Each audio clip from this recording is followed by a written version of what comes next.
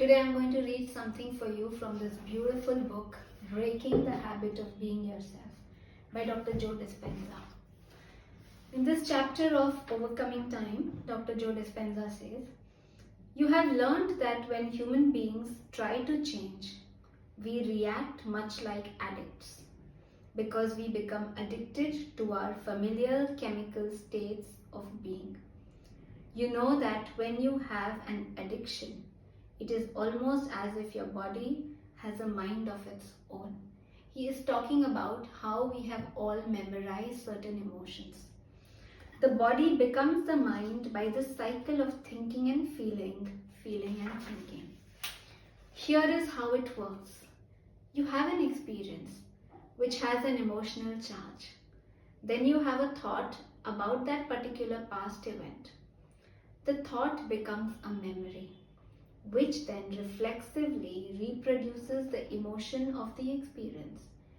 If you keep thinking about the memory repeatedly, the thought, the memory, and the emotion merge as one, and you memorize this emotion. Now, living in the past becomes less of a conscious process and more of a subconscious one. I'm sure we all have had this experience.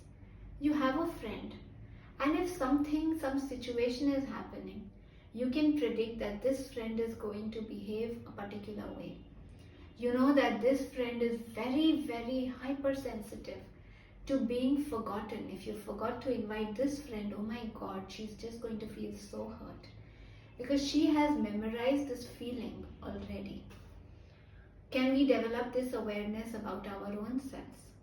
Can we actually shorten the refractory period, as Dr. Joe Dispenza calls it? We all feel emotions, but when these emotions are felt over a long period of time, it becomes mood. So you had a bad experience in the morning, you go in a rickshaw and you did not have a very pleasant ride, and you meet a friend over lunch period and the friend is asking what happened. And you say, I'm not in a good mood. Something happened in the morning. So emotion that was felt, something that got triggered in the morning, is now lingering through the day and it spoils your mood.